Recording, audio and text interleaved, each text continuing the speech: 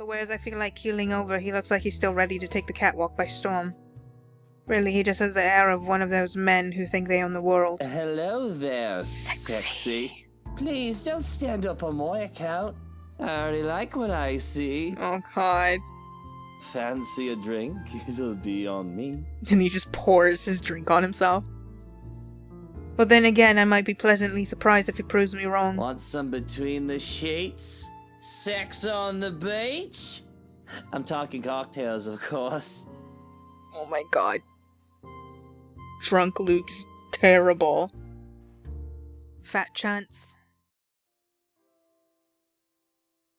Hello everyone, I'm not sure if this is going to be in a separate video or not, so I'm just going to start this off with, it's been a while. And from what I remember, Marianne sucks at making friends, and she probably won't be your friend if you aren't sexy and blonde, so that is my recap. We're able to enter the mansion after a bit of standing out there in the sun. This wretched, strange sunlight that is far too alien and rare.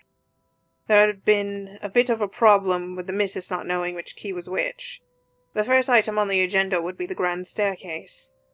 It seemed sturdy during the open house, but a closer inspection might say otherwise. There are no obvious marks of damage nor wear and tear, probably rethreaded during renovations. Peeking under the grand carpet, the wood is properly installed with the bark placed down to prevent cupping. The carpet itself could use a vacuum, though. Structural conditions, from what I can see without actually dismantling the thing, looks to be in good shape, and the handrails and support posts are firm. The work on it should be commended. I can't look much more into the rest of the foyer, however, because Mr. Wright starts to hurry us into checking the dining hall. So, what do you think? Certainly we can't turn this area into a garage. It's Jacobean architecture. I'd say these would be pilasters and not buttresses, but you never really know. They really liked mixing up these elements. You could say it was pretty avant-garde at the time. We might hit a support beam if we're not careful. And in layman's terms? From what I see here, we could risk great damage to the house if we try to turn the dining hall into a garage. The man didn't look too pleased at this. There's a look of disappointment before he sighs and looks around the place with an air of defeat. Just make another garage somewhere on the lot. You have so much room. When he moves to speak, I dread another unreasonable demand again. This will stay a dining hall then. But if I may have another request instead, at least spruce the place up with some flowers, some plants or something. It feels so old and dead in here. That's hardly unreasonable. Daffodils are a must, I presume. The look that passes between the two of them, there's a genuine look of fondness there. This is the first time I've seen such an exchange between the two of them. If anyone was to see them like this, there's little doubt that they... Wait, what? Anyone was to see them like this, there's little doubt that they love each other. Of course. And I want a garden full of them. I don't like how that was so much in my ear. Now, if you excuse me, I'd like to look at the rest of the house. I'll just be around here downstairs, if anybody needs me. That leaves Mrs. Wright and I. He's quite fond of them, you know. I can imagine. He looked terribly upset when we told him he can't have his garage. I meant the daffodils. We always have a vase full of them in every house we own. Somewhere, I'd like to think. They may be about his mother. He never talks about her. I don't even know her name. He likes to flatter, claim that they remind him of me, but he's always loved the flowers, even before we married. Much like the piano, I didn't take him for a person who liked flowers. Daffodils, least of all. What's next? Am I going to find out that Mr. Wright saves kittens from burning buildings? Oh, that's going too far. I'll go and snoop about upstairs. You go and do whatever it is that you have to do. When she goes without even asking if I need her here, I'm left standing to stare at the walls. Really, I don't need to do a thorough inspection of the building itself. It isn't really part of an interior designer's job. But the architect in me is committed to doing this task with every project. If I'm going to make a living space that have both form and function, I might as well make sure that the entirety of it is safe for my clients. Since I'm already here, I roam around the dining hall to check things off my punch list, if you will. But when it's time to move, I hesitate. Mr. Wright said he would be somewhere around here on the ground floor, and I really didn't want to be alone with whiskey. I have to look through the place eventually, sure, but on the other hand, I do it later when he's gone. I can go upstairs first if I want to. Which floor should I go first? Not with what's-his-face. I've already seen enough of this floor during the open house. Of course, I know that it's just a convenient excuse. I just don't want to be in the same room as whiskey anytime soon. So I might as well just go upstairs first. The banisters on the grand staircase's landing are solid and at a proper height. Any lower and they would be trouble. There's a small catch on the carpet though, but as long as nobody tries to run down the stairs until it gets fixed, things should be alright. And the stained glass? Art. Restored no doubt in the image of the last lady and Lord of Ermengarde. Or it was supposed to be until Lady Charlotte's fiancé was brutally murdered. God. I've really lost my ability to read. By a witch of all things. From what I've read, you'd think the historians of this place would be a lot more scrutinizing, filtering out stuff like that. I'm amazed they bothered with it instead of replacing it with some generic cookie-cutter design. This entire piece alone would have cost roughly 500, even £1 million. Lady Charlotte Ermengarde and her beloved. Looking at the mosaic, it's not too far a stretch of the imagination to believe that the depicted images could be Mr. and Mrs. Wright. Because all blondes look the same. It can be easily assumed as such if one doesn't know the history of the mansion. Really, a place like this should be protected by the government as a landmark. But what can I do about it? Yeah, it shouldn't it, and then not allow anybody in so nobody else dies. Walking into the east wing, I try to go into the theater, but it's met with an obstacle. The obstacle that is locked doors. 2 doors, 2, and both of them are locked. I'd be frustrated, would be, if I already hadn't snuck off while the Wrights were having their little business meeting with Miss Cooper before to take a peek. With what Mr. Wright wanted, we'd have to install a powerful projector, the type they use in cinemas, and a projection screen. The seats would be reupholstered if they're to be any comfortable, and the walls will have to be covered in dark material. Paint, wallpaper, and install wall-to-wall carpeting. Really, of all the rooms I could be jealous of, it's this one. I could just picture myself in there watching old kung fu flicks on a weekend-long marathon. Makes me wonder what kind of movies Mrs. Wright would like. Rom-coms, perhaps. Her husband, on the other hand, I'd rather not think about it. In the middle of my notation and planning, I didn't even realize that I'm not alone until I'm caught standing in front of a locked door like a fool. Were you meaning to go in there? I'm afraid we won't be able to open it up today. Oh well, I wanted to, but it's fine. I can still survey the rest of the place. Apologies, but the key was missing when they were handed over. They told us that they'd get right back to us with it. What? But aren't they supposed to hand over all the keys once property changes hands? That can be grounds to file a complaint. They were already kind enough to let us move in so early. There's no need to raise a fuss about it. Worst comes to worst, we can call for a locksmith. The air is heavy and somber when she grows quiet and glances out the window. Out towards the vast expanse that surrounded what would be their house. Their home. Then she looks back at me with a sigh and a bitter smile. Flowers. Yellow flowers. Daffodils, dandelions, and sunflowers and the sort all up front. Just a whole garden of them. They'll make the house look lovely, won't they? Of course. A garden is a wonderful addition to any home. As I said this, her eyes roam over me, scrutinizing and thoughtful. I had to hold back the shiver that threatens to run down my spine at being inspected so closely. Yes, it must be nice. We're still talking about the gardens, yes? I mean not having to worry about what another person thinks of you. What do you mean by that? She lifts her hand and points to her wedding ring before it falls listlessly to her side. Sometimes I wonder what would have happened if I didn't marry Luke. You would have lived a better life. There'll be no fights about walk-in closets or silly helipads. I could do with this place as my heart desires until there's nothing but content. Then again, I wouldn't have bought this place if it wasn't a gift for him. I probably wouldn't even be in Luxbourne if it wasn't for him. Maybe I would have moved to London, Manchester, or Birmingham.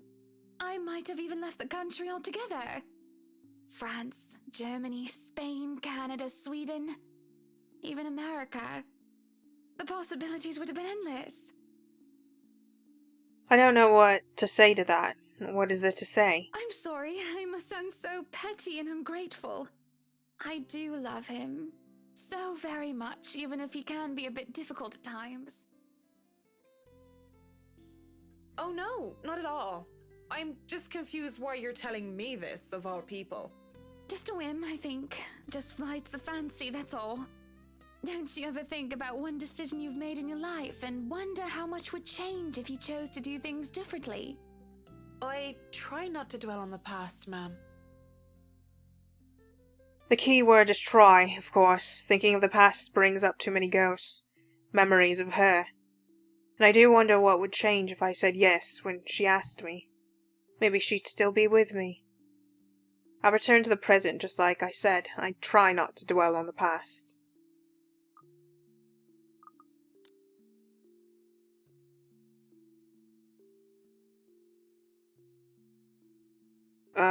If she could decide anything on her own, she wouldn't be in this situation.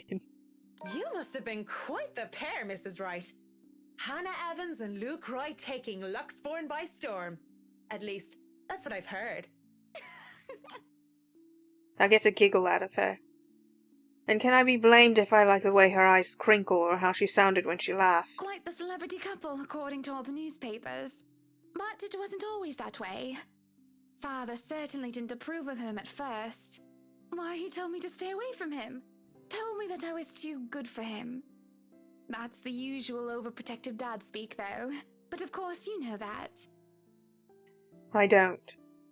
I was too busy keeping my grades up at boarding school to maintain my scholarship. Never mind the fact that I went to an all-girls boarding school, so father never had any reason to fuss over boys trying to date his little girl. And what did you tell him? Considering you are Mrs. Wright now, you or the mister must have convinced him otherwise. Yes, well, I told him I was my own woman and I could decide who was deserving of me or not on my own. Thank you very much. That never stopped him from making sure Luke couldn't get anywhere near me without an escort and a guard anyway. Though he certainly wasn't that overprotective when I was dating Jack. Maybe your father considered this Jack a more capable man? Or he can sniff out the fact that Luke sucks? I doubt it. Jacqueline was nowhere close to being any sort of a role model when we were in college. She was rebellious, reckless, and immature. Everything I wasn't. But she was quite the charming, stunning woman, and I think that made her quite likable. That takes me by surprise, a lot more than by the fact that Mr. Wright's father-in-law didn't like him. That much was to be expected. But this? I have nothing against him because that's the thing, though the nuns and the priests would say otherwise. Although, wasn't she worried about the implications, the rumors that would have arisen about her dating another of the same sex? Especially with someone of her social status. You look surprised, Marianne. The first thing anybody needs to know about me is that I go after what I want. And, when it comes to who I love, it doesn't matter to me whether they're a man or a woman. It's a nice enough sentiment. Still, the thought that this lovely lady before me had once been with another woman, it's like, ooh, looks like I can slip in. Gonna get rid of Luke real fast. I can feel my cheeks heat up a bit and I panic, thinking they might be red enough for Mrs. Wright to notice. I can't tell, though. A coy smile graces her lips. Legs, we called her, because of how often she was running about because of one thing or another. Climbing up walls and, what do they call it now? Parkour. And also because of her, well, legs. And you went after her? Not right away. When I first met her, I wanted nothing to do with her. She was so improper and uncouth. But I slowly realized that didn't mean she was a bad person. On the contrary, she did many a good thing and was always so nice to others. I found myself confused. I couldn't figure out if I wanted to be her or wanted to be with her. So I approached her, told her that I might have fancied her. And your father didn't mind? He must have thought it was my form of rebellion. But he never watched out for Jack as much as he watched out for Luke. If I didn't love my father so much, if he hadn't raised me right, I think I might have told him to bugger off. He's never been more attentive of me than when I started bringing home dates. I'm sure he loved you very much. She laughs once more, a glow about her. I know, she says with a small I smile. suppose I've taken too much of your time with my silly stories. You still have much to inspect. I still have most of this floor, and I'll want a quick run-through of the ground floor again later. Dang, how long have we been standing here? Why does it look like the sun's already setting? I shan't keep you from your work any longer then. Just call me if you need anything. I'd like to look around myself. When she turns to leave, she glances back at me before disappearing into the foyer. I look out the window from where she was standing, and I move on, alone with nothing but my thoughts and her. Finally, some peace and quiet. Thought the old biddy would never leave. It's utter madness, this hearing things. I reckon it's the stress, though I don't know what exactly I'm stressed about. If meeting Mrs. Wright has really thrown me for a loop, I'd be worried. If I'm developing some sort of psychosis or disorder, well, I'd call a doctor. But hopefully it isn't that, not right here and not right now. I mean, it could just be that personal talking cricket, the conscious, so to speak, and I'm only noticing now, though if it is, it isn't very helpful. Pushing the dilemma of voices in my head aside, I go back to work. But I can barely make it a few steps before something tilts and shifts. I don't really stumble, but it feels like I'm being thrown off my feet and the rest of the world just follows. Though my feet stand firmly on the ground, and even if I stay mostly upright, I feel like I've been heaved and put off balance. I have to close my eyes in the hopes of willing the sudden sense of vertigo away, but when I open them, well, I don't feel any less sick because of the sight that greets me. Blood dripped from the walls and the ceiling, pooling downwards and seeping into the curtains and carpet. A wave of nausea stronger than the last hits me along with the overwhelming stench of blood and gore. I want to bolt. The rational part of my head is telling me to flee, and I would have gladly done as it asked if only I didn't hear her. In here, Marianne. Come on. I have something to show you. I could have ignored it, would have ignored it, if I only heard it in my head. But I swear that this time it's coming from one of the rooms. Much further into the study. And I feel compelled to pay attention. I can't just turn around and leave. Not when it's her. I don't even think as I follow the sound of a voice.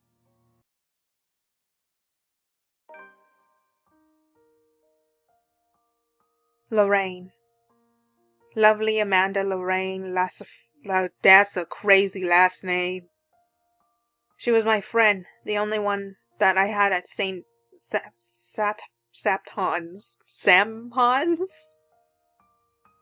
I was a scholar, the charity case in a school for privileged and prestigious young girls. They all looked down at me if they cared to look at me or acknowledge my presence at all. All except her. Oh, stop your crying. You know better than to listen to Meadhbh. Why I ought to teach that butterface a lesson? Wait, no, lass! I don't want you getting into trouble with the sisters again! Relax. It's not like I'm going to stomp her and her lackey's arses flat like last time. Come on, let's just go back to our dorm room. I don't want to be on my Tobler while you go get yourself punished. Can't take it seriously because of the words. You'll be fine. Gip's there with you. Lorraine was there when I needed her, through my highs and lows. Having her as a friend made being in a strange school away from my father all the more tolerable. She saw this poor, helpless girl, who was kept down and shunned by everyone else, and being the kind soul that she was, she rescued me. So brave, so beautiful. She was something else. I'll eat all the chocolates stashed away in your closet if you go. I can get more. Just don't go complaining to me if you get a tummy ache because of that. Well, you don't want to get detention on a weekend, do you? It's a Friday. We can go to town and have some karaoke.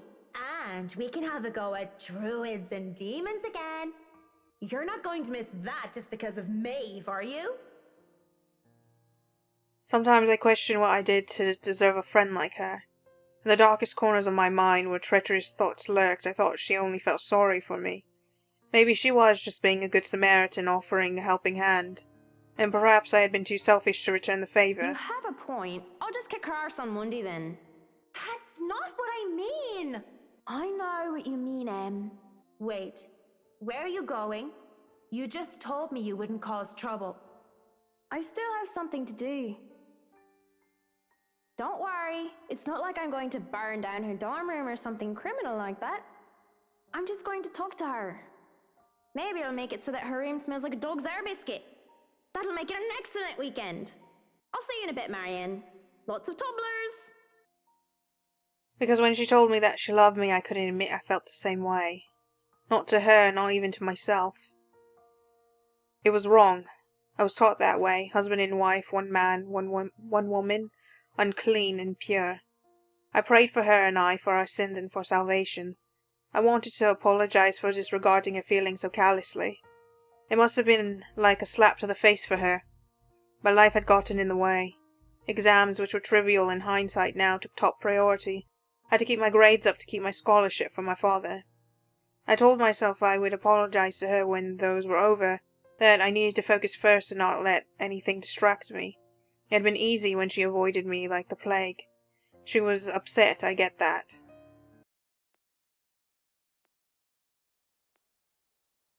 I don't know if it's just me, but some of the voice lines are too loud sometimes. Specifically in Marianne's. I don't remember it being like that with the others. I thought I had the time to make things right, but... At 7 in the morning, students found a 5th year dead, assumed to have fallen from her dormitory window. They told us I was an accident, that it was an official statement. But I knew better. She was dead because of me.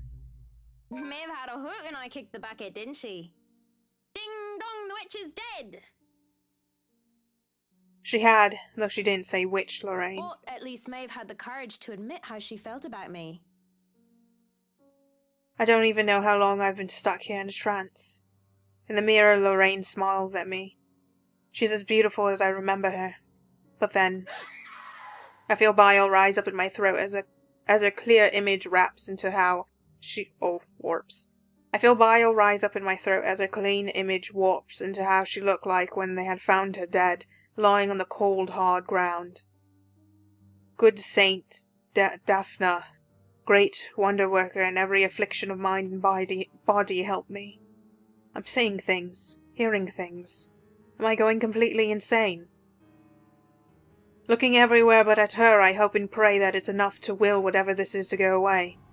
It doesn't even immediately register in my head that I can just leave. You, on the other hand, can't even look me in the eye. This isn't real. You're not. You're dead.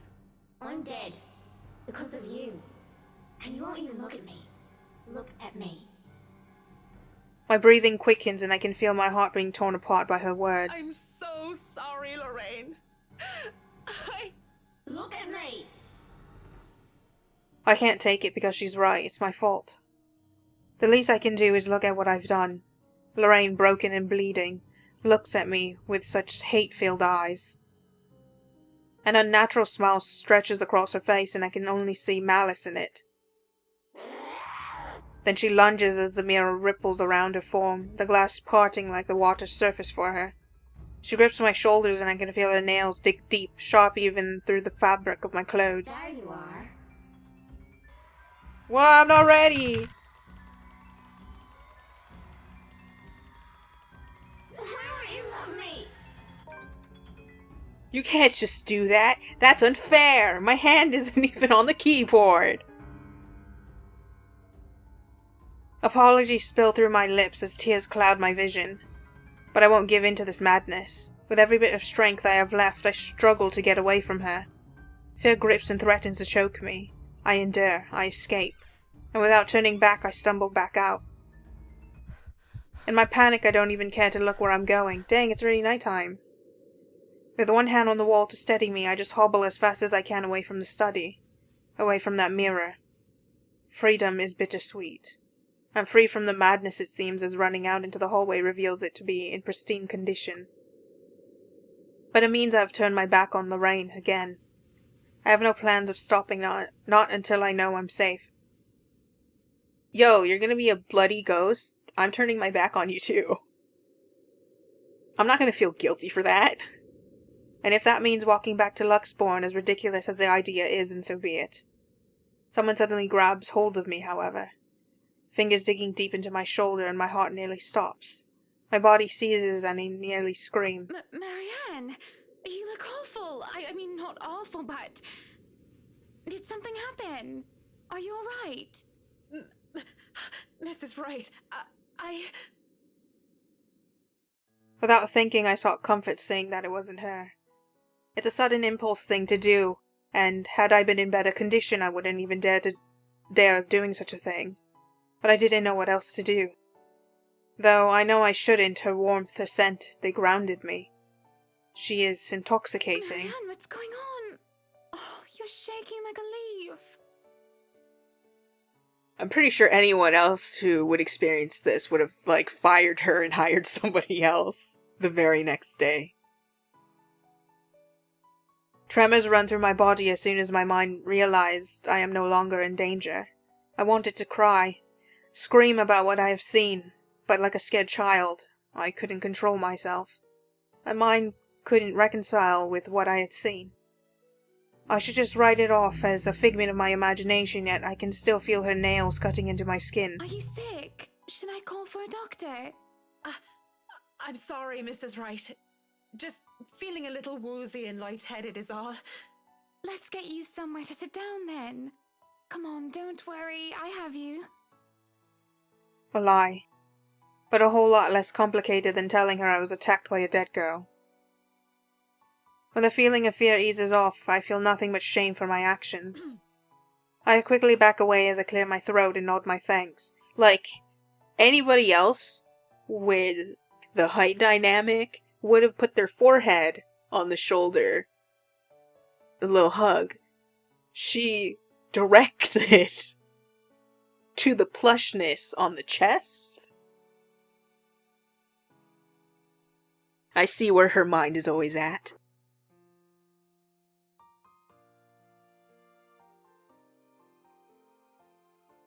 I quickly back away as I clear my throat and nod my thanks. I think I've had enough looking around. If it's all right with you and Mr. Wright, I'll meet you outside. If you're sure, I'll have the car started. Do you need assistance heading downstairs? I'm all right, ma'am. Just go on ahead and I'll be right there. It seems to placate her worries, though only for a brief second. Before she heads down, I don't miss a concerned glance she shoots my way, hidden quickly under another smile. I won't begrudge her for it, that worry. The look on my face must have been a strange sight, a not strange enough sight on its own. Even I am still reeling from whatever that was. Her voice still whispers in my ears. After all these years, she's still... No, Marianne. Shaking my head at the thoughts, I drag in a breath and follow shortly after Mrs. Wright. Whatever has happened in the past is long gone, only memories now. And those are things I can no longer bring back. It's already dark as we make our way out of the mansion. With no lights, we are only illuminated by the headlamps of the Wright's car and the stars up above us. The sight of them helps me compose myself much more than several minutes of being alone did. The car's engine is running, yet the two still stand out on the lawn. Mrs. Wright is busy, eyes up to the stars, and Mr. Wright, arms crossed, has his eyes down on the ground. It is the crunch of the grass under my heels that brings their attention to me. About time. What took you so long? A minute longer and I'd think the house swallowed you all up. Oh, hush, dear. I'm sure she has her reasons. Marianne. Sorry, I was just checking on something important. I'm sorry. Trigger finger. Oh, hush, dear. I'm sure she has her reasons. Marianne doesn't seem the sort to idle. Sorry, I was just checking on something important. See, business is business and they take time, love. You should know that better than anyone. Came in here to do business. All I got was almost a heart attack. So, Marianne, what do you think? Are you the woman for the job? I know we already signed papers hiring you, but I want to be 100% sure that you are committed. I glanced back towards the mansion, knowing what I'd seen there.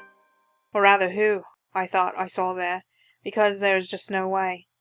Not to mention how I acted towards Mrs. Wright, for goodness sake. I should feel the slightest bit hesitant. I was lucky. I've seen enough films to know what happens when a promiscuous woman enters a haunted house. This is my chance to turn it down, make excuses, say that I'm not up to the task. But I need to take care of my old sick father. Just pay the fine, which is probably outrageous for a contract like this, and let it go. I should turn it down, but for some obstinate reason I can't. In the same manner I haven't let go of her, of the regret that had shadowed me since that day. Much as I hate to admit it, even to myself, seeing her again, the mischievous glint in her eyes, the loose tendrils of her hair curled around her forehead. It's something I've terribly missed, and now it's here, almost within arm's reach. My father would tell me, sometimes you just simply have to go through it, consequences be damned. And well, I really don't have any logical reason to say no. At least not something a client like the Wrights would want to hear from a professional designer. It's certainly an interesting project. You can be sure I'm seeing it through the end. Such dedication! Oh, I do love the determination. You were always determined like that, weren't you? Hearing her voice once again sends a chill running down my back. I can't wait for this day to be over. From the mansion and through Anselm I rode with them in silence. But as soon as we hit city proper, I asked to be dropped off and bid them good night. I thought it would be best if I didn't stay too long in confined spaces with either Mrs. or Mr. Wright. Wanted to get down and dirty with one of them, because that's just, that was just like how you roll, and you didn't even realize. And then the other one, you're just like, I definitely do. But I didn't let you with Luke, so you got a savings grace. Both seemed to cause me serious trouble, and if the project had been any less interesting or grand, I would have dropped it without a second thought. Would have, shouldn't have, won't. I assure them that my place isn't that far, and I have to fight off the urge to roll my eyes and groan when whiskey throws me a little smirk. But even in my own home, peace is elusive as is sleep. I lie awake thinking of what I saw in that mansion, and who I saw. If I so much as hear a single whisper from her,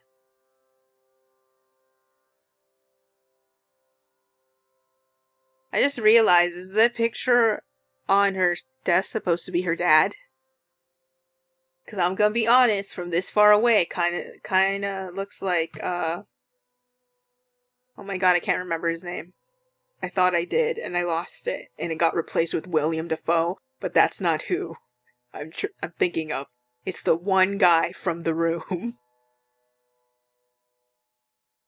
If I so much as say a wisp of her hair, I'm afraid I'll go mad. But none of that happens, and it makes me feel hollow. For 2 nights I've had trouble sleeping, but it's only one morning, when fatigue has already let me rest, that I'm reminded of what terrifies me most. In my restless dreams I see that mirror, the one in the study, and in it I see her. I see them. Lorraine and Hannah. Hannah and Lorraine. Poor, pathetic Marianne. Work, work, work. She'll work herself to death. See, she doesn't listen. That's all she did. Look at what happened to me. They talk among themselves with cruel smiles and venomous tongues.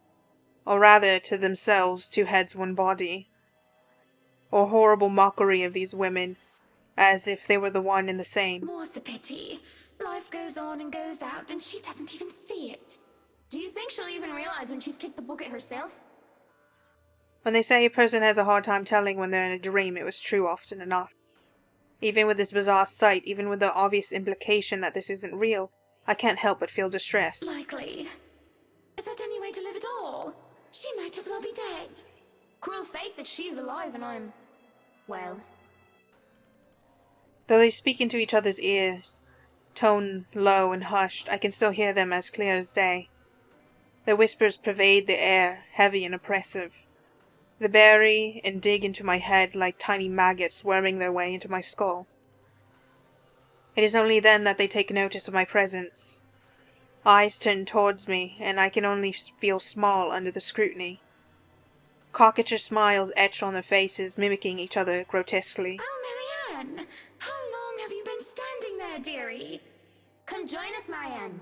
We won't bite. Unless you ask, that is. Have you been looking at us? Spying? How scandalous. Such a naughty girl. I'm sure you were just waiting for something lewd to happen, weren't you? You know she will not admit it. She thinks it wrong. You've said it so yourself. Yes. She thought me wrong, impure, abnormal, because I loved her. My breath hitches and I open my mouth to protest, but they stop me screeching. The mirror that holds them cracks, lines spidering across its surface. Do not lie. We know the gluttonous thoughts you try to deny, girl. All those desires you bury beneath that sickening guilt. You act the martyr when you turn the bed you lie in into your own hedonistic hell. You are nothing but a tainted soul with filth-stained flesh held together by falsehood and pride. They look livid. When it looks like they would lunge, I wake feeling like the wind had been knocked out of me. With a groan, I squint and find a certain fluff ball sitting on my chest, looking as pleased as Punch.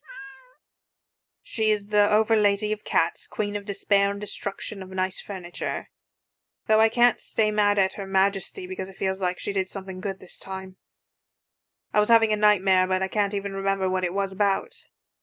Trying to recall leaves a terrible pit in my stomach. Maybe it's probably better that I don't remember. Good morning, Baruthiel. Who's the good kitty? Are you hungry?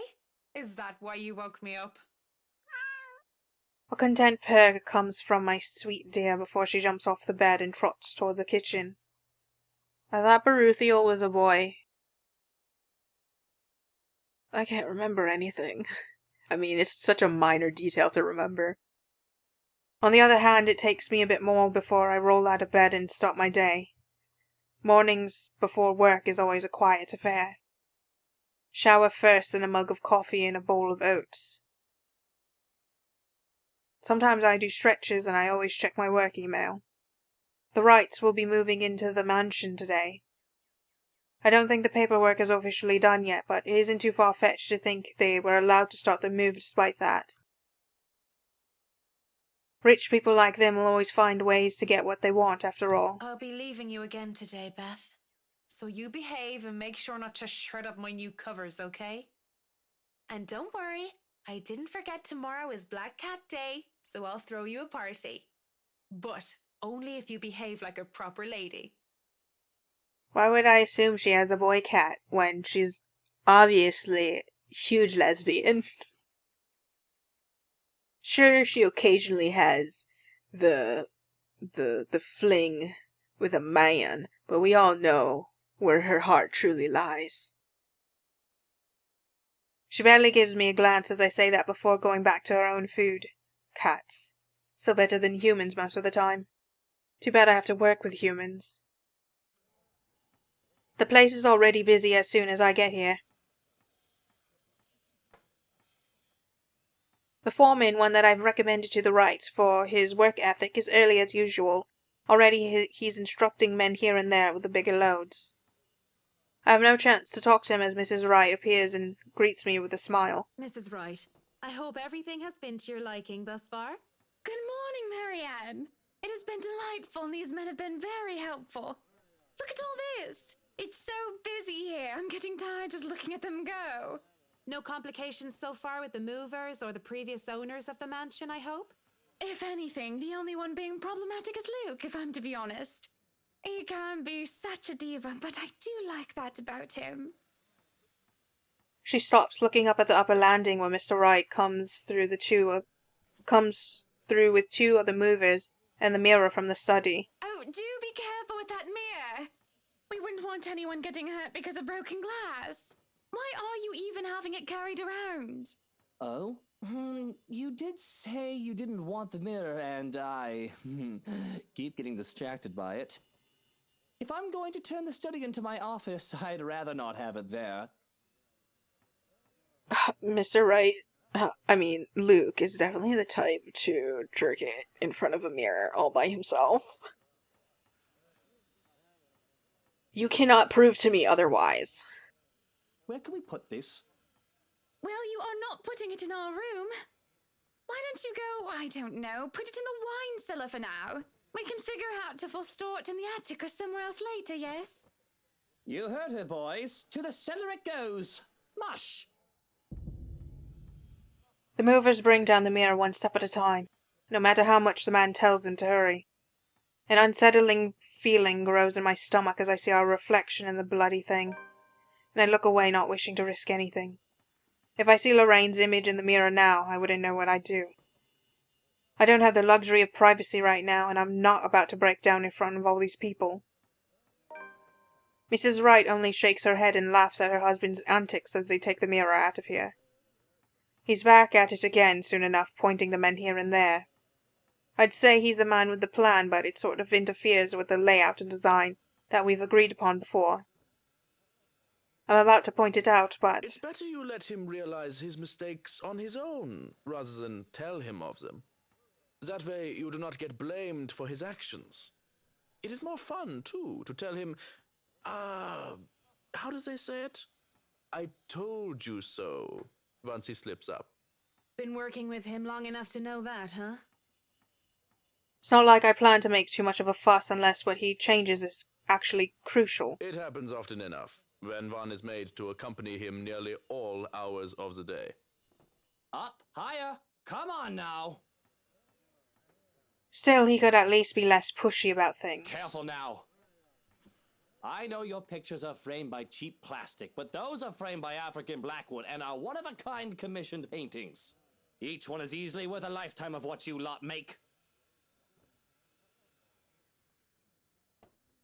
It is surprising how hands-on he is compared to my usual clientele. Well, the both of them are actually.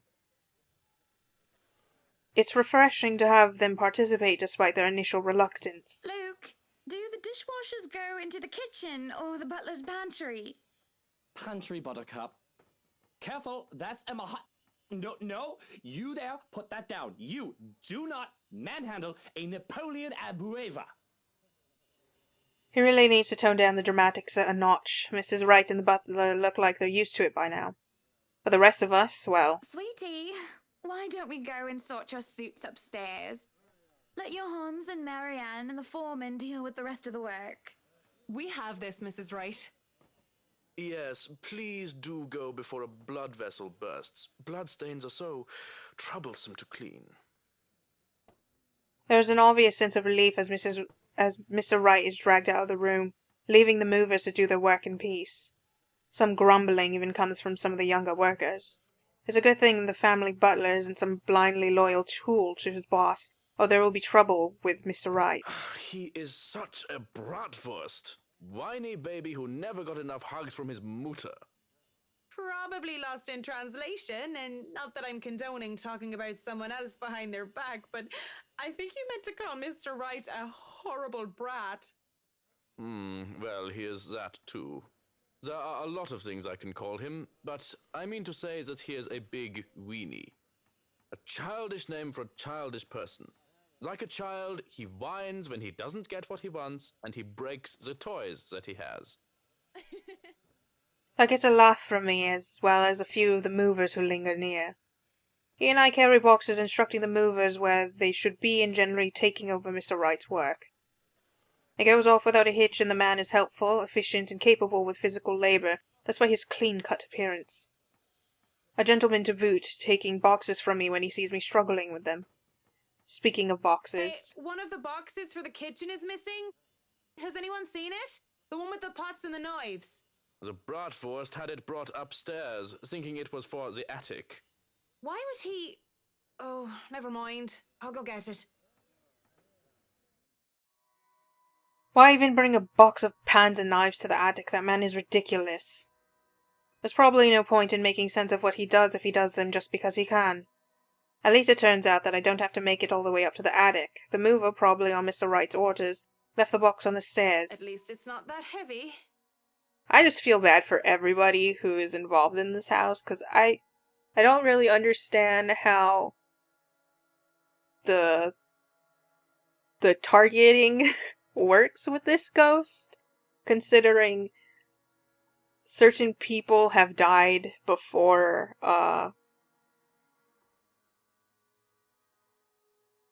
is it Isabel or Isabella? I always get confused. They said it wrong so much that I don't even remember. I managed to hoist it up without too much effort. But the time it takes me to do that is long enough for me to overhear an odd conversation I could never in my life imagine coming from a couple like the Wrights. Why, if you're not careful, I might go a bit loopy and I'll start bringing cats home.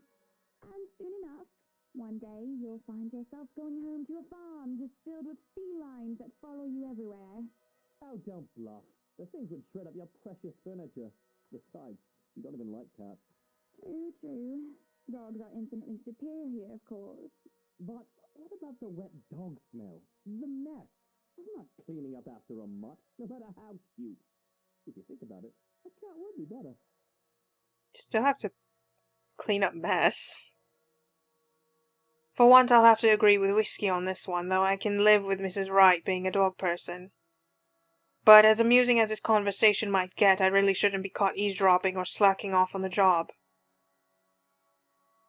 At most, I should be looking at ways of possibly soundproofing certain rooms, perhaps bringing it up if they don't realize the lack of it. I really should. From what I remember, Luke is going to be popping out, so, let's go. No matter how bizarre the conversation might get, I really must go. Not to mention just standing here when I have no more reason to loiter just feels wrong. Besides, the magic word here is privacy, and I respect that. Keep it in mind, I won't have a guilty conscience filled to the brim with the secrets of the rich and famous in my hands. I'd take the stairs 2 steps at a time if I wasn't in danger of getting stabbed by my baggage, and if nobody else was in the foyer. But as Johannes takes the box from me, I only give him a small smile.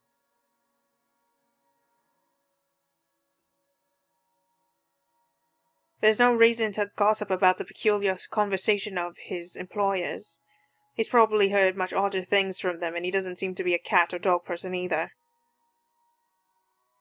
As soon as I follow him into the kitchen, he raises a hand to stop me. Nine, I know you are a very skilled in architect, and I have seen your work. But this shall be my kitchen, and I shall fix it according to my wishes. Yeah? Kind of weird anyone would think that pots and knives are supposed to go anywhere but the kitchen, huh? I assume he's gotten them confused. It wouldn't be the first time. Confused? How does that even work? I understand covers, carpets, or even curtains getting mixed up. Hey, I'd even understand pots being mixed up with silver decor. But knives? Oh, he has a collection of ornamental ones from his father. It takes them everywhere he goes, wherever he moves. I guess that makes sense. A bit. Still odd. He merely shrugs before going back to work. The movers work efficiently even when they're left alone and they do quick work of their responsibilities. The head foreman comes standing in the doorway to consult me on this or that, and I have to go help out every now and then. But they pretty much have everything up to standards. They skip lunch entirely, not even realizing when they do so. Nevertheless, all is well as the butler gets to heating up the leftover bubble and squeak from breakfast and makes a generous batch of fish and chips for them. Most likely simple in comparison to what he serves to the Wrights, but well done nonetheless. That smells good. Want to wrap up some for me to go? It's an idle observation more than anything. My thoughts as they are preoccupy me. If there are any left. One can't go wrong with fish and chips. Everyone loves them. Even my husband. And he's American. I really do hate getting so up close and personal with my clients. It's a distraction. It is obvious to me that I've gotten my priorities all wrong when I can't help but think about what I heard, what I learned about the Wright couple. These things have a way of creeping up on a person, thoughts, ideas, whether they are fact or fiction. They creep up and fester, crawl and writhe in a way that twists. I hear giggling, delighted and mocking. They creep up and... The sensation of fingers ghosting briefly on my arm causes me to freeze and hiss. Don't! I half expect her to be there. Whoa, no need to scream bloody murder. It's just me. Quiet down before you break glass. But it's just whiskey. Don't do that again. Ever. At least warn a person, damn. I don't like being scared, though. I don't believe in the likes of spooks. Being startled is not on top of the list of things Marianne likes. Especially after what happened with the mirror. Lucky for him, I have nothing within reach, or he would have gotten on friendly terms with something like a rolling pin. What was with that reaction? Were you really scared? Has Johann's been telling you ghost stories? He just loves to scare people. Isn't that right, Brother Gurium? The butler's expression is unreadable. I hardly see any emotions on his face to begin with since I started working for the Wrights, aside from vague amusement. There must have been something there, though, judging from Mr. Wright's own content look. The expression on Mr. Wright's face is almost cruel. But neither of them spoke, even as Johannes leaves the room to serve the workers their late lunch. So, now that we're alone, Marianne, what are you so jumpy for? I was just thinking about all the urban legends the movers have been telling me about this place. Don't tell me you believe in that tosh. They're nothing but tales made up to scare children. Timmy, Billy, don't you dare go up to that big mansion and get in trouble there. The ghosts are going to get you. That's a boring way to look at it, but that's usually what it is anyway, no? Like I said, I was just thinking. It would be a relief, actually, if those rumors of this place being haunted is true. That just means I'm not going bonkers. You're gonna regret that very, very soon. Hearing, let alone seeing a dead person isn't exactly the symptoms of a healthy mind. Sure, it means there would be such things such as ghouls and goblins, but at least I'd be sane. On the other hand, there would actually be a dead girl walking around. If you could excuse the inane question, Mr. Wright, you haven't noticed anything weird here? A simple enough question on the surface, yet I notice the man stiffen as the question leaves my mouth. I wouldn't have noticed it if I wasn't watching his reaction intently, but in his eyes I see something dangerous. That depends on your definition of the word weird. Are we still on the topic of this place being haunted? Because no, things have not started to fly around and we have yet to require an exorcism. I don't think my head would like to do the whole 180-degree turn thing. Well, maybe that, but no strange people? Aside from my usually weird butler and all the weird men traipsing around touching my things? No, not really. Why do you ask? Have you noticed anyone strange while you were here? Because you must report it to Johann's and he'll have security handle it. But these reports better not be about ghosts and things that go bump in the night. I don't want to waste manpower on the boogeyman or senseless witch hunts. I'll keep that in mind, Mr. Wright. But no, it's nothing like that. I guess the mansion is just strange for me. It's a unique project. No strange men or women lurking about then? A dead teenager would technically qualify as strange. But yeah, the whole I see dead people thing isn't going to go well. None that I know of. But I'll inform Johann's immediately if something comes up. I'm serious, Mint. You see anything, anyone suspicious, and you report it. Immediately. I think that goes without saying. The concern he has on the talk of security is quickly gone. His arrogant smug smirk returns, if a bit subdued. Whatever smarmy remark or innuendo he has at the ready never comes, though, as voices from the dining hall ring out. So, is this a full-time job for you then? Nah, I just freelance mostly, for magazines, newspapers, and events. So you can't really call it a full-time job. Damn, all of these walls are very thin. It's fun and it puts food on the table, but it's not what I really want to do. At least not all the time. That would be the magazine photographer, I presume. As always, Mrs. Wright talks in such a kind and cheery fashion, no matter who she's talking with. Certainly puts people at ease around her. It sounds like it's working on the photographer, too. Hearing them, though, seems to put Mr. Wright in a sour mood. At least if his small scowl is anything to go by. Is he jealous?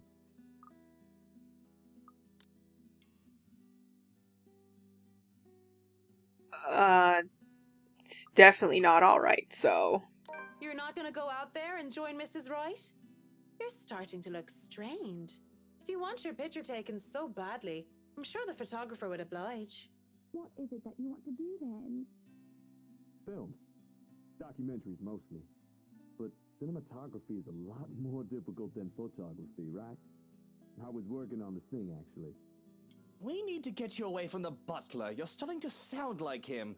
No, I'm not joining Hana for an interior design magazine photo. What am I, a piece of furniture? Look, do the lot of you have anything else crucial to do today? Marianne. Honestly, Luke, you probably would have been better off being a house husband. There are still some little things to do. It isn't the end of the day yet. Yes, but you're paid hourly, aren't you? Per day? Really, I don't care. You and the others can just take off for the day. Why is he dismissing us early all of a sudden? Is this about the possible security threat? Did my question get him all wary and paranoid that he would just send the workers and I away? I realize that threats are of actual concern to these rich and powerful people. I imagine whether anyone wants to or not, they get a few enemies here and there. But I'm sure the foreman and his workers can be trusted and are of no threat. Well, at least I trust the people I'm working with. I understand if he doesn't know them from a can of paint. Still, won't be safer if there are people around who can watch her back. You're the boss. My being paid by the day aside, I won't be held responsible for any significant delay caused by your decisions. I'll try to get around that, of course, but I'll just remind you of the fact. Whatever, take forever with the house. I don't give a bloody damn. Don't you worry, you're still getting your money. Just sod off, go crawl around a pub and find yourself a good lay. Paranoid or aggravated as he might be, this conversation certainly didn't have to warrant that sort of remark. Maybe I will. Walking out of the kitchen, I just accept the fact that whatever he says will go well under his roof. Mrs. Wright and the photographer are still far too busy in conversation to notice me even as I make my way through the dining hall. Besides, I didn't want to ruin their fun. Well, it wasn't really a big thing. People didn't like Blue Fonzie very much. People don't like a film about colours. I suppose they would have liked Blue Bibby a lot more. Going to the foyer has me stumble upon the family butler once more, who raises a brow at my presence. And where are you off to in a hurry, Miss McCulloch? The foreman is looking for you. The Bratwurst wants us off the clock. He's dismissing us early because of... Oh, I don't know. He just wants us out of here. I'll go and call a cab for you then. It would be for the best that you leave when he asks you to. I don't doubt it. My ride back to the city doesn't take too long to get here. Granted, there were some difficulties at first because the driver didn't know where the Ermengarde mansion is.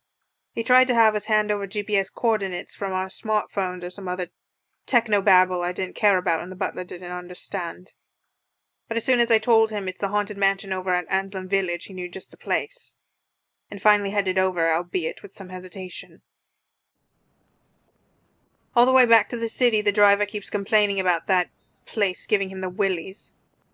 It gave me willies too. I would have loved to snap at him. But as soon as the thought occurs to me, another blossoms in the forefront of my mind.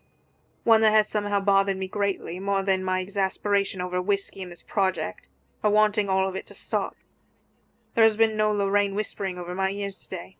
Worse, I find myself searching for it. Searching for her. Words. Loose ends. Fucking bloody loose ends everywhere. I thought I've already moved past this years ago, and it does nothing to help me curb my frustration. If anything, it only ensures that I want a stiff drink. And where else do I want to drink? Tuesdays are for karaoke, and Wednesdays improv.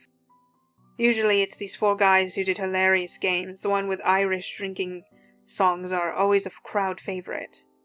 Though I love a good laugh, stand-up comedy isn't my thing, and without Cam or Haruna or any other distractions, I end up drinking a lot more this time. And when there's several bottles of beer in me, I get really, really embarrassing. Hey! G! Psst! G, come over here. I need you for something. It's a good thing that the bartender is a nice fellow. I'd probably have been kicked out of other places by now or worse. If push comes to shove, all he would do is give me an easy smile and shake his head, even when he's attending to other customers. Just like now. Give me a moment, will ya? I gotta go check on her. He's some Asian guy, and I'm pretty sure I've seen him here before a couple times, though he never talks to anyone else except G. The girls used to be all over him too, but he always turned them away. I'll be here. You go do that before she falls over. All right. What is it? Is that just the police officer parading around at night as a bartender? Do you need someone to help you get home? Bartender, pour the wine.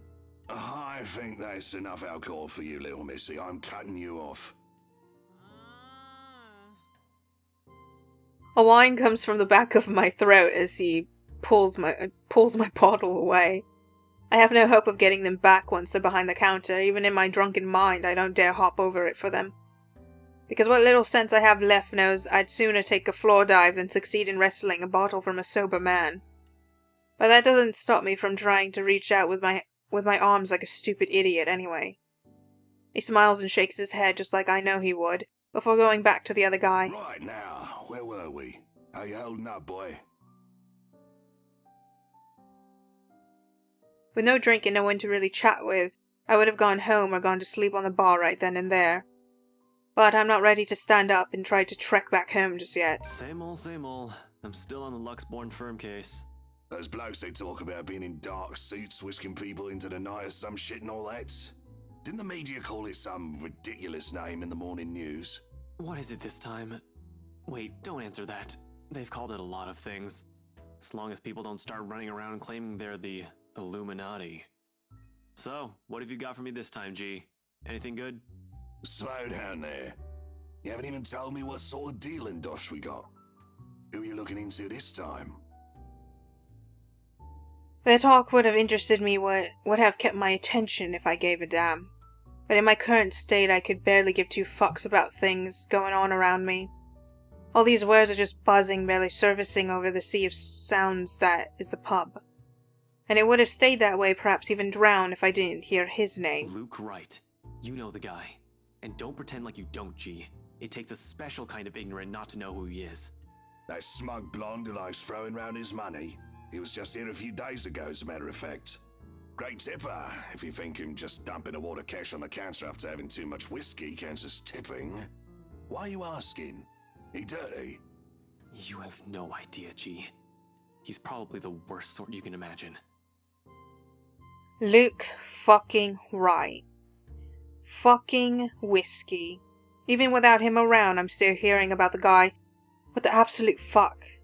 Despite this, I find myself getting up and sauntering over to join them before I pipe up. Is this smart talk about Luke fucking Wright I'm hearing, eh? Private conversation here, lady. I like she's sober in her mind, but her body's just like, woo! There's only amusement on G's face. The Asian guy, he starts to look ticked off as hell. Don't worry, Holmes, she's clean. And she might be able to help you with your, predicament.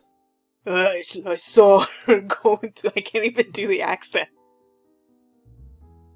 And she might be able to help you with your... No, I'm a New Yorker now. And that's all I'll ever be. Don't worry. She's clean.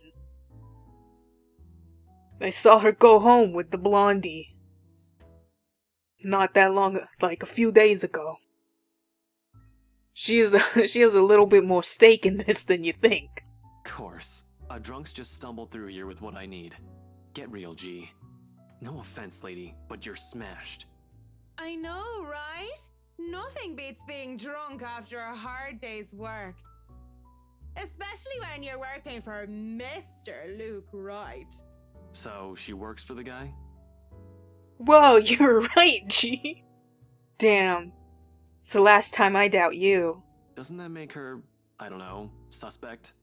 See, have a little faith in me, why don't ya? I don't have much, and you might as well have something to go off.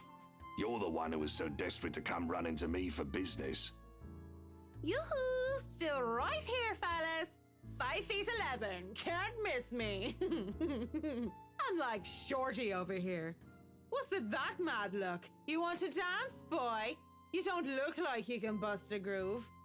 Maybe a leg, what with that fancy coat of yours? To add insult to injury, I move directly behind him and use the top of his head as my armrests. But when he shakes me off, I plop into the seat right next to him. Don't try me. You can hardly stay on your feet. We don't want to ruin your fancy coat, do we? Ah, children, the both of ya. You start fighting, I'm gonna kick you out. And you're never gonna be allowed back in here. No information, no drinks. But you're still standing after all that, are ya? Impressive.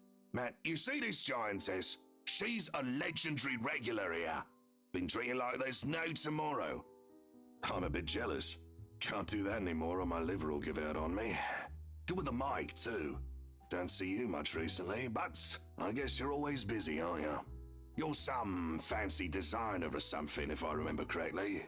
Wait, I know you. You were at the open house for the mansion. Yeah, that's right.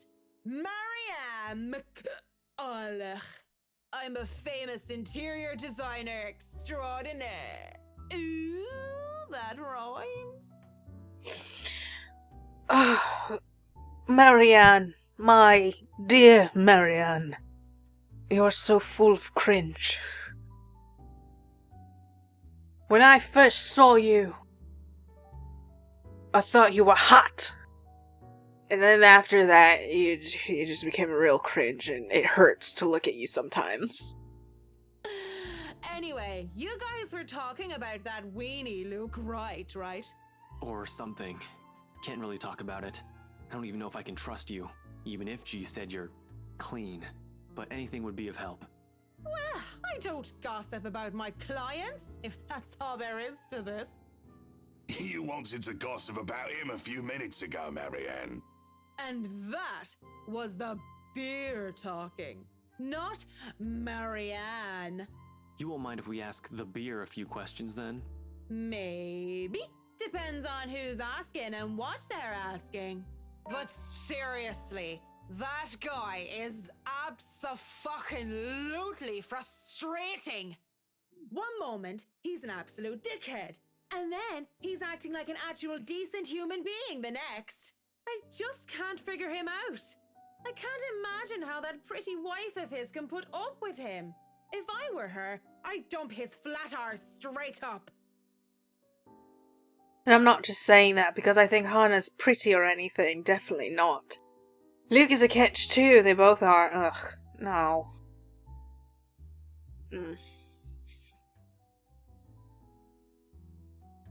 But I really cannot, for the love of all things holy, see how they even work out together. So, Luke Wright, have you noticed anything strange about him while you were working with him?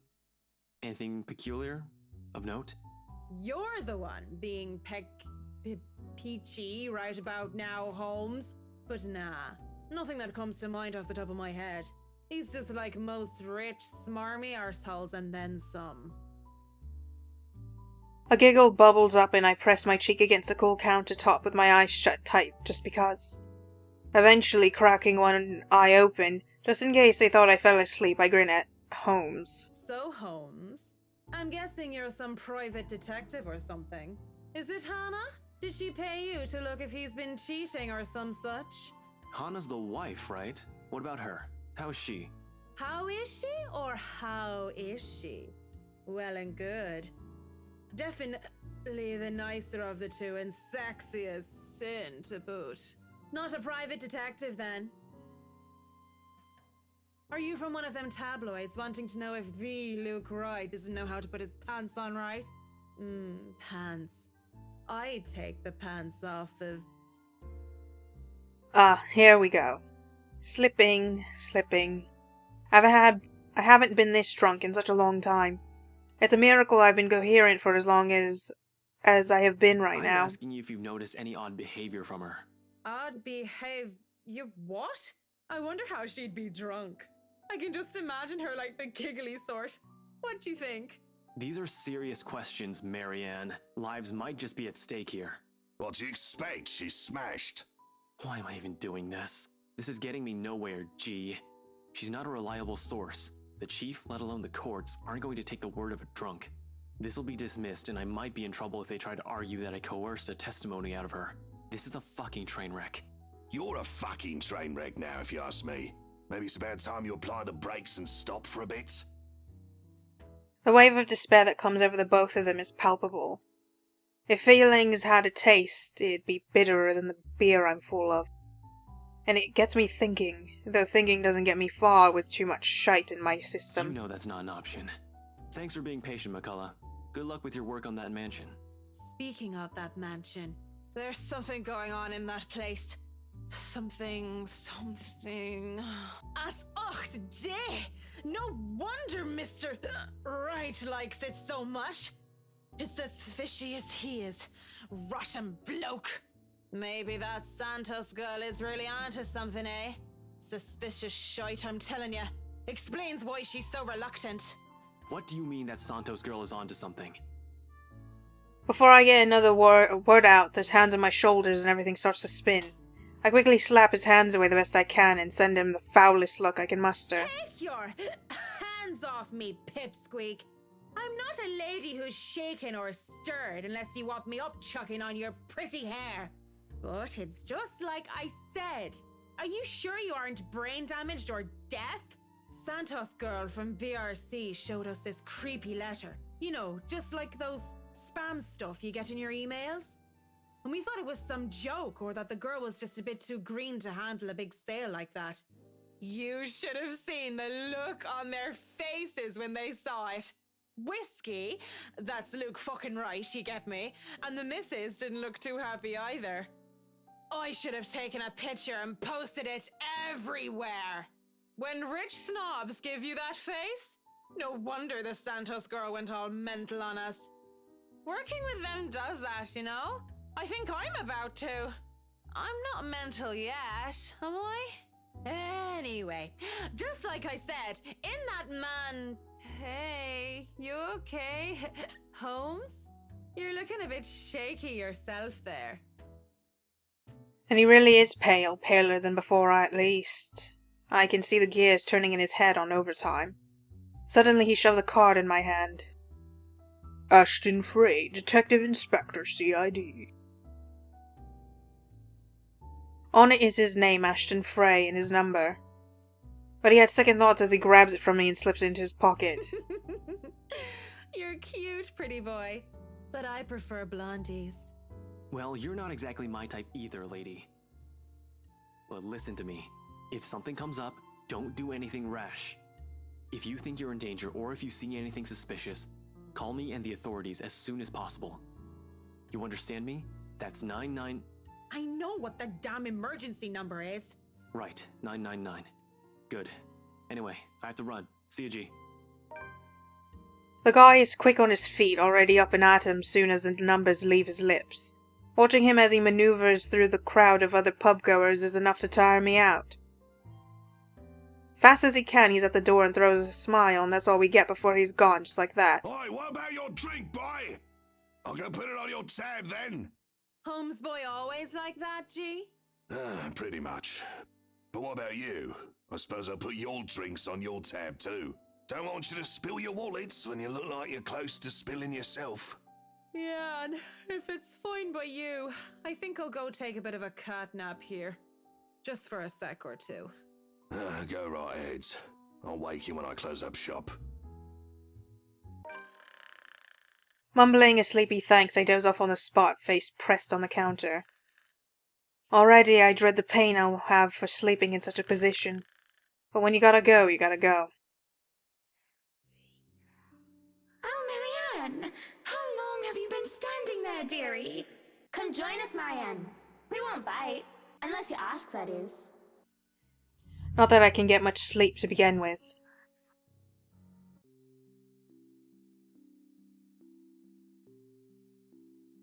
Do people ever have the feeling that they're working on something they really enjoy, but still, it eventually tires them out?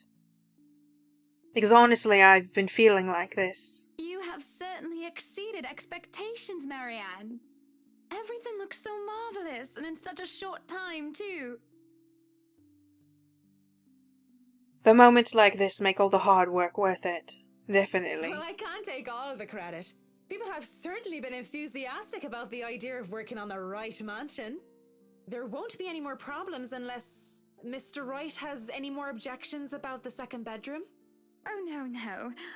We proceed with that room as planned. I already agreed to him having his greenhouse and his vineyard and his stables. He may as well let me have this one thing. We're only about halfway done, but the honest satisfaction on a client's face is enough for me to push through.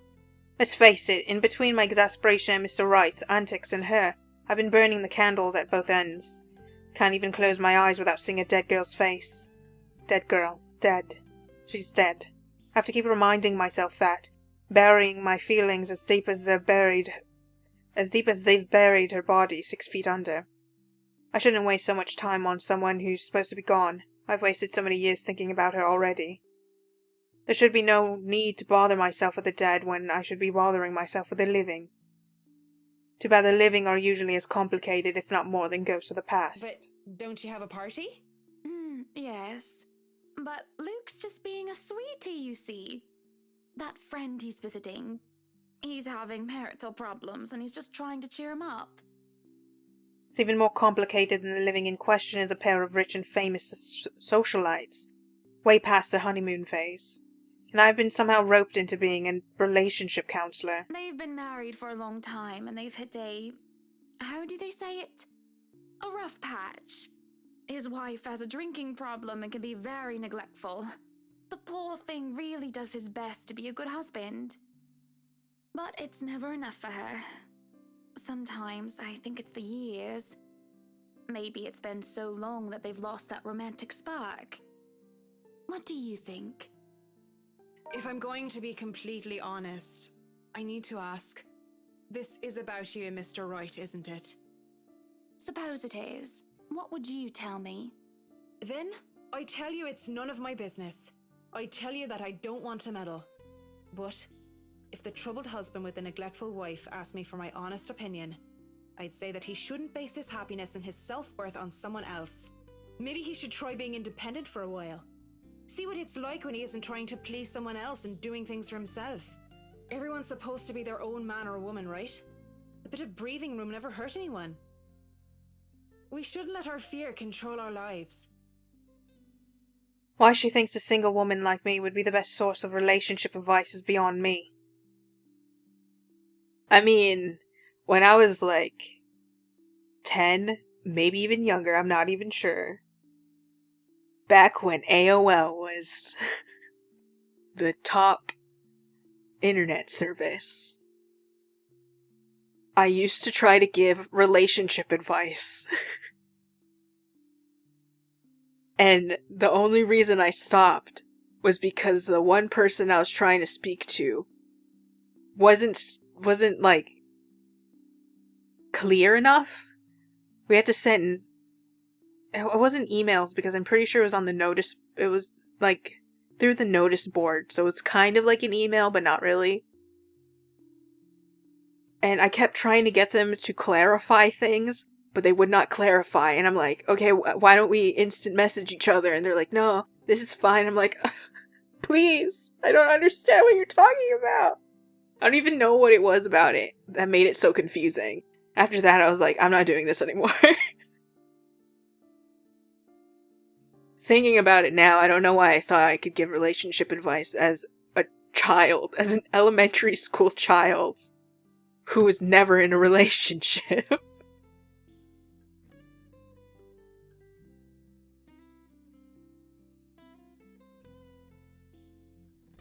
Why she thinks a single woman like me would be the best source of a relationship advice is beyond me. Still, I talk in answer to the best of my abilities. Without realizing it, I'm already pouring out a part of me that I had thought were long gone. I like to believe my words will be of some help to Mrs. Wright. If I'm honest, though, they are of some help to me, like some weight has been lifted off my shoulders.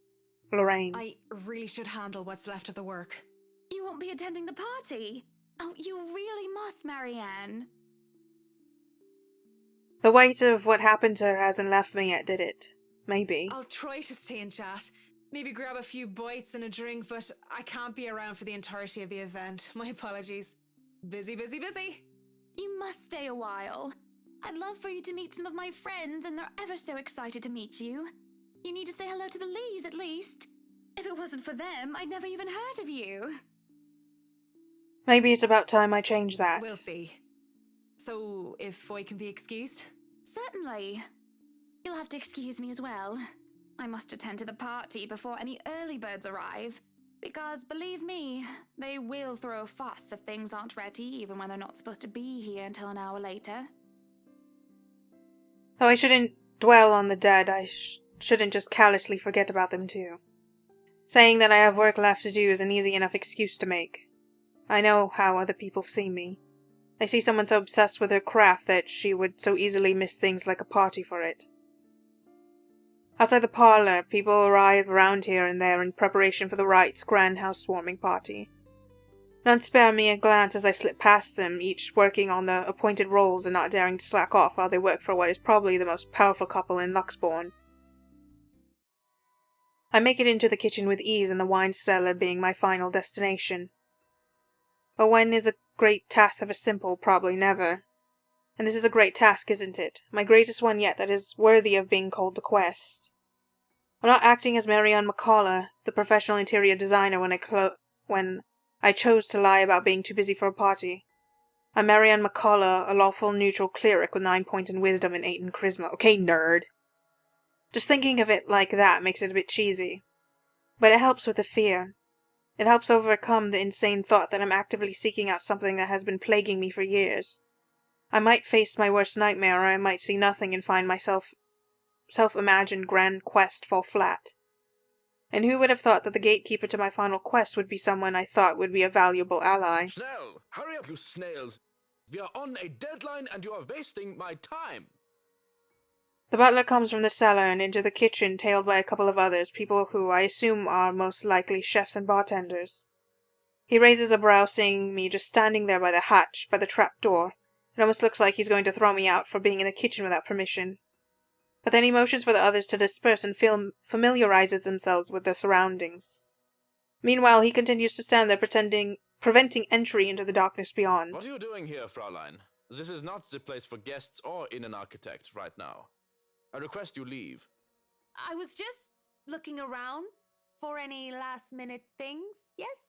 Yes, you have been doing that a lot. Looking around, snooping about. Now is not the time for such things. If you're not careful, people might think you are up to something. The look he gives me as he says this is almost chilling. If life was a game book, he'd probably be the true neutral warlock guarding the treasure room, nerd. A difficult opponent to beat with 9 points in wisdom and 8 in dexterity. Well, I'm not done yet. I actually need to go into the wine cellar. Just need a quick go at the place. So, just don't mind me. I'll be out of your hair soon enough. Go outside. Enjoy the party. Bask in the praise and adulation they will no doubt shower you with when the madam speaks highly of you. Surely you've had enough of this stuffy old kitchen by now. You do not want to cause trouble. Both the bratwurst and Hannah want this to be perfect. It would be a disservice and a disrespect to toe out of line and risk it being anything otherwise. And more importantly, I will be blamed for any failure that happens tonight. His interventions almost turns me away. Maybe this is a sign I'm not meant to seek Lorraine out, but... Please. It's really important. Marianne, you fool! Turn away! Go back! 15 minutes. 9, 10 minutes. Any longer and I'll pull you out of there myself.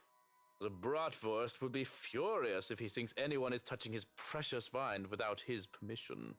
Thank you. This seriously means a lot. He steps aside begrudgingly. At this point, it looks like there's no turning back. You fool!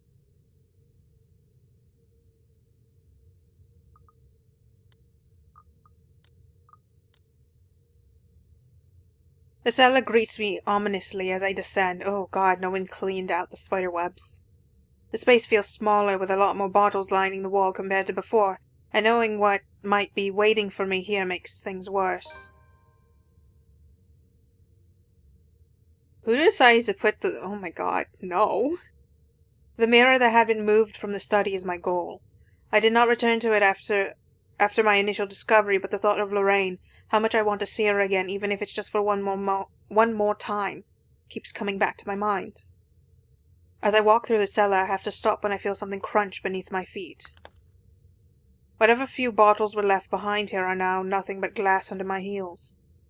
Perhaps dropped by one of the many chefs and bartenders the butler had escorted through here before. And it made a downright mess with the red slick pooling from the remnants of a good drink. With how dark this place is, a person with a dark enough imagination can easily mistake it for blood. I can't help but think it is, despite the easy logical explanation that had come to my mind, only because of what I'm about to do. It's merely a momentary distraction as I continue to the end of the cellar, where the mirror stands. Propped up on the far wall, it gleams innocently while pretending to be a simple and ordinary mirror.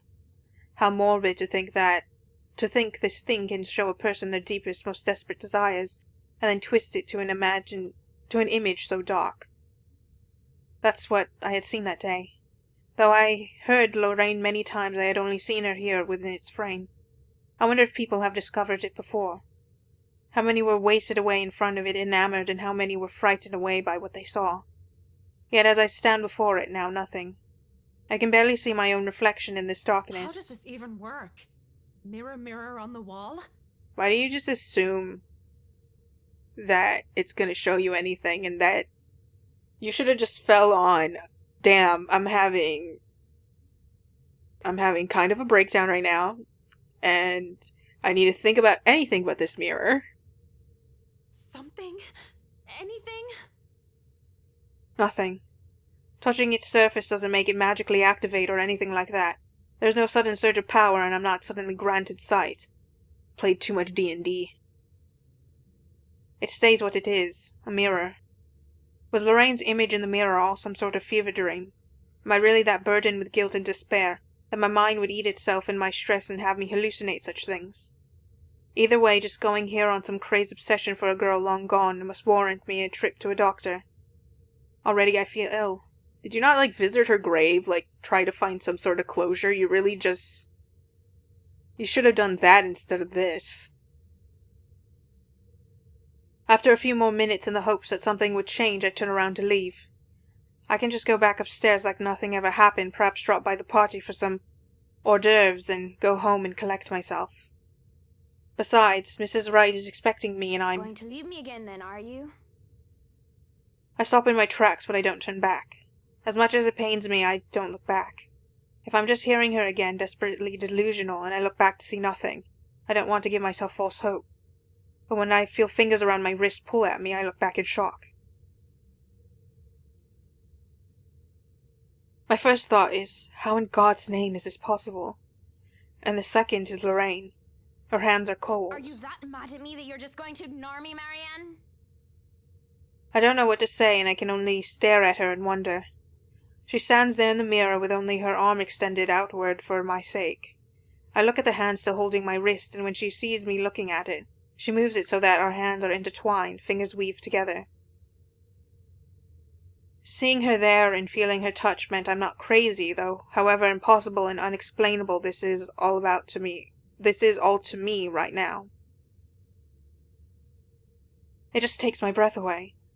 Pulling her out from there is tempting. I can imagine doing so with ease. We can be together again, Lorraine and Marianne, like nothing had ever happened. But that would be all a great big lie, wouldn't it? What? Tack out your tongue. Don't just look at me like that. Say something. Even if this thing were some magic portal that could bring back the dead, that doesn't erase anything. Just looking at her, still a young teenager, while I'm already a grown woman, it serves no other reason than to break the illusion that blinds me. I've seen her twice now, always behind the mirror. If this is real, if this isn't some delusion, then why can she only exist behind the glass? You have no idea how happy I am to see you. It's been so long. You don't look happy.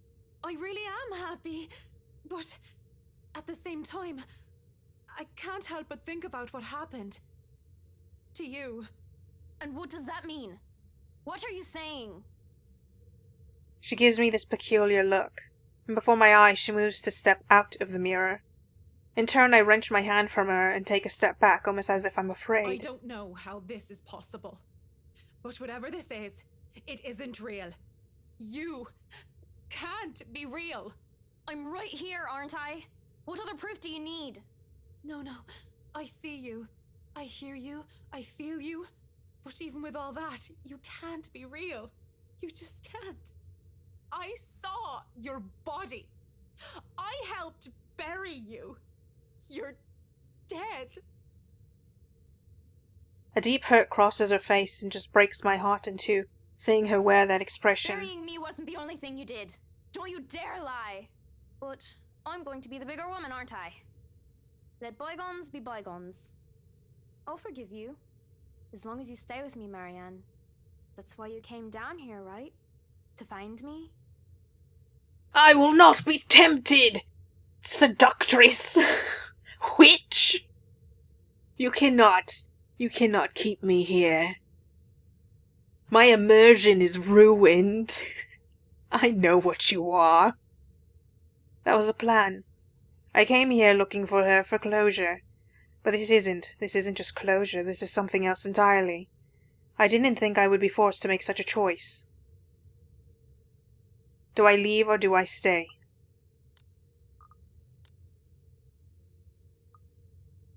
I don't know which one is going to kill me.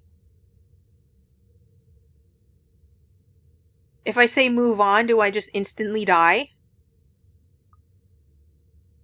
Like, if I move on, I could probably, this could be either I die, or I actually somehow get away, like, Johannes grabs her hand and is all like, what are you doing? And I'm good. But if I stay,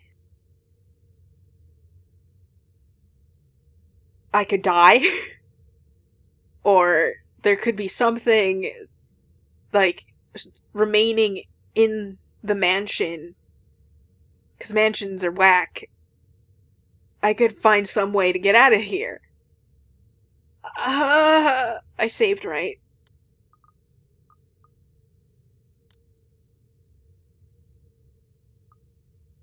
My heart says to move on. My brain says to stay, but I'm gonna say move on. Ooh, I'm probably gonna die. Closure, that's all I came here for. Whatever this is, it might as well all be just a devil's trick. And I might as well make some use of it, right? I say nothing at first for the fear of angering whatever phantom this is. I take Lorraine's hand and bring it up to my lips, pressing a kiss to her knuckles. She takes it as some sort of invitation to pull me along, to step back into the mirror until only her arm is extended again. I should have been more honest back then, both to you and myself. I know it's too late. I'm sorry. But the thought of being with the dead did not agree with me, not one bit. I can't stay with you. Goodbye, my first love. So what? You're going to leave me for some old trophy wife? That's it, isn't it? You're going to leave poor Amy Lorraine and go after the next rich, pretty blonde that you see. No, she's already married, and I'm not a homewrecker.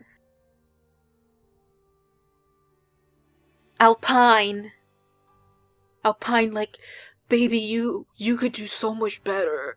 And that better is me. But she doesn't leave Luke. Then I'll find a different blonde. One who isn't married. This is a mistake. All these years, guilt has been my driving force. I felt so guilty for what I did, what I didn't do. She thinks she can guilt me into being complacent, but she realizes otherwise as I pull my hand from her. And going by the look of anger on her face, an anger that runs cold, she did not like the fact that I'm not some puppet on a string. Had she chosen her words carefully, I would have accepted whatever punishment Lorraine chooses to give me. Guilt had run my life, and it might have very well ended it, because I deserved it. But what I did to me. The blood in my hands is mine, not yours. Whoever or whatever this shadow is, my gut tells me she's not Lorraine. Yet I keep talking as if she is. I broke your heart, not your neck. Dang. That's deep. Don't you dare deny it! It was your fault! Because I loved you more than I dared to admit? Yes, that was my fault. But I never meant to hurt you like that. Despite my words, no matter how sincere they are, she appears angry, enraged, in fact.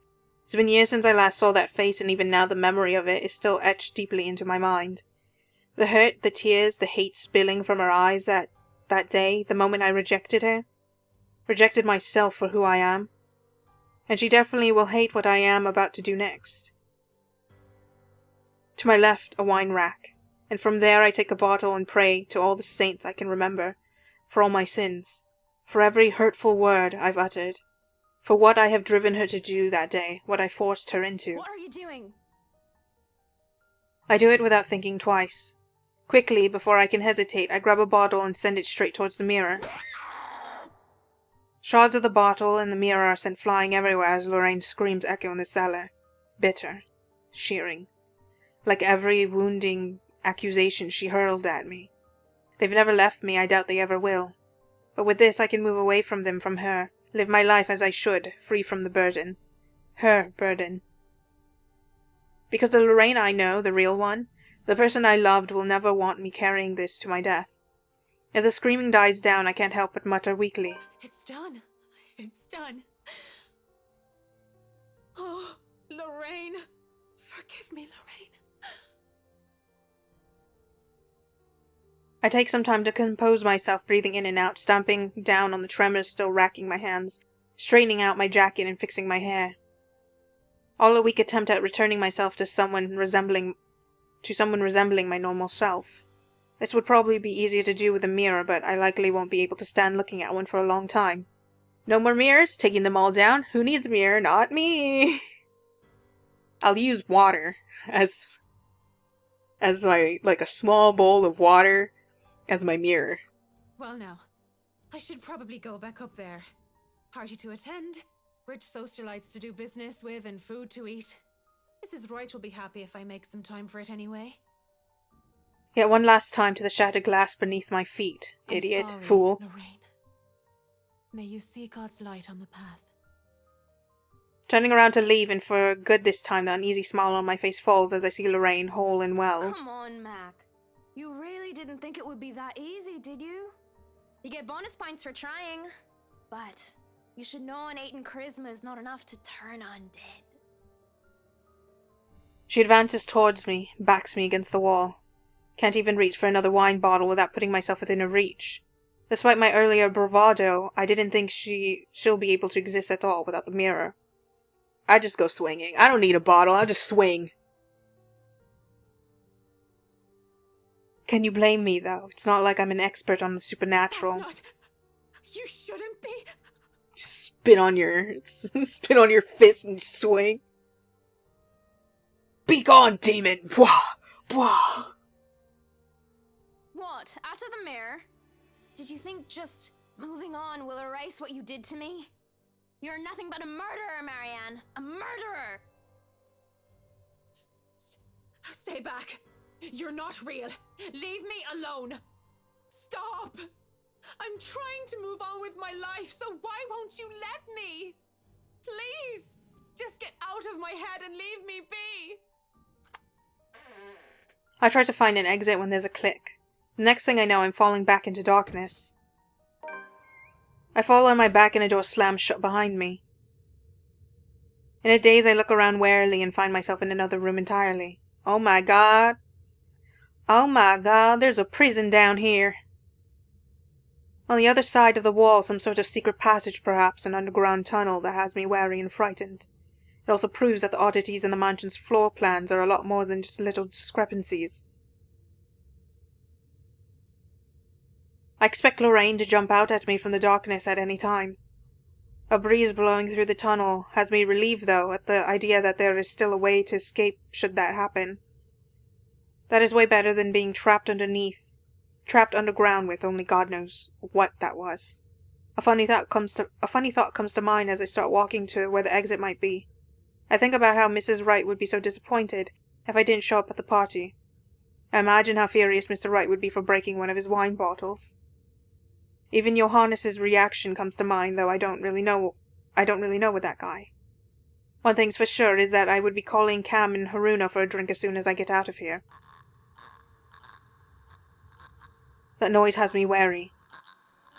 Oh shit! Oh no! I thought I was safe! A ghastly thing, a corpse of a woman, leans on the wall. Her arms and limbs, almost every inch of her lithe body, is peppered with wounds and rotting flesh. And it is then that the putrid smell of blood and gore hits me, making it so that I don't even question how I missed it in the first place. How long has this been here? Ugh, that smell. Oh, you're a nasty one, aren't you? You can't be brave now when you weren't brave earlier. This is even worse than before. I wouldn't even say anything. I would have been like, oh shh. If I don't look at her directly, I will be safe. I flinch as the thing twitches, and as soon as it opens its eyes and looks at me with a smile, there's nothing on my mind but horror. I'll still swing, though. I'm still ready to swing. I break into a run. I try to keep on running no matter how much my legs and feet scream at me to stop.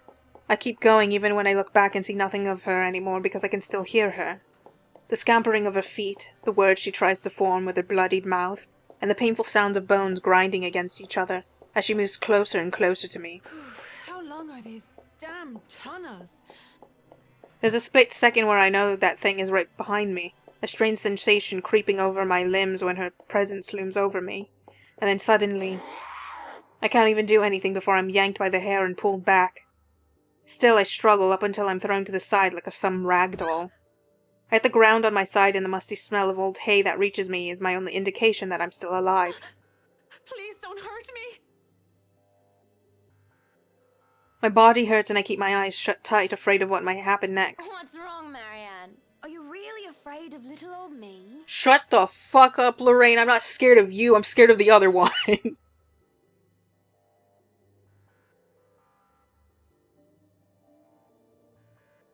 There's only dread seeing how she's followed me even here. She looms over me, backs me further into the cell that I was thrown in. Please. It's so cold. I don't want to be alone, Marianne. Why won't you stay with me? Why would you leave me? Why? What are you? Lorraine turns and shifts into that thing from before. And with that same gruesome grin, it takes a step forward towards the cell. Towards me. I barely scramble to my knees when the door to the cell slams shut, and it just stands there staring. Shouts for help ring out in the tunnels, but none of them are coming from me. I'm all paralyzed and shocked by what is happening. My throat tightens at being fooled by the image of Lorraine at the thought of being trapped down here. But then where? Help me! Help me! Oh, help me! Are you getting all this on camera, Carl? Yeah, but are you guys sure this is a good idea? We're breaking and entering here. Don't worry, the owners of this place haven't been here in a long time. Look at this thing, though. It has on like some cheesy 80s horror prop. Wait, I have an idea. Oh man, that's genius! 0 brain cells. What kind of butthead would even take this thing seriously?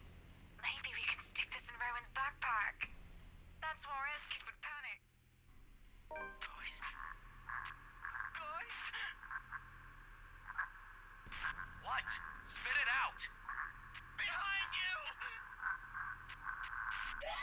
There in the corner of the cell, a digital camera comes flickering to life and a video has played back on the screen. It was hard to even consider paying any attention to it when my life is on the line. But when the ghost doesn't move and the teenagers' mocking shouts of help filled the cell, I just had to watch. And what I had seen, students, judging by their St. Goretti uniforms, they were holding... And that thing, the woman, she...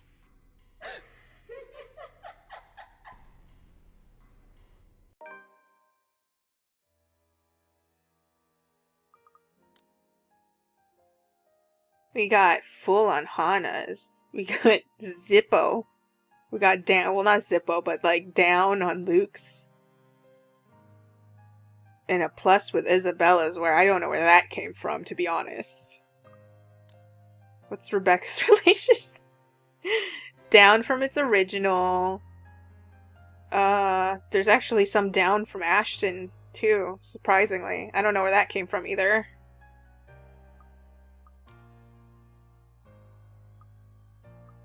When did these pluses, where did some of these come from? Heh, down with Luke. And then nothing changed. And what is this? Journal? Oh. We can do that sometime later. There's a bunch of new stuff. Maybe when we start with Rebecca's.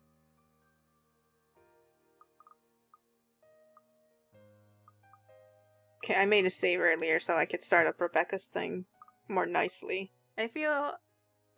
Well, the only decision I really recall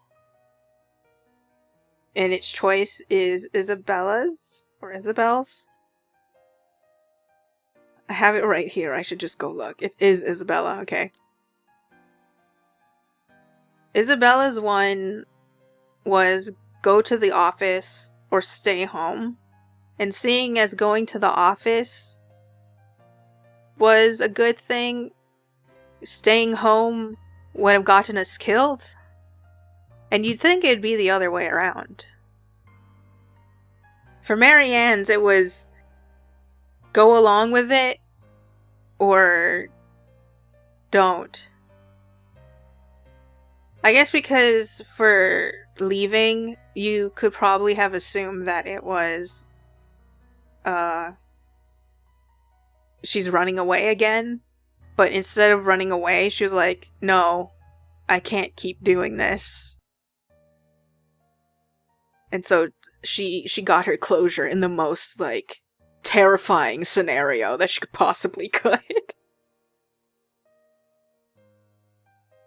And now we're trapped in an underground prison cell. Yay!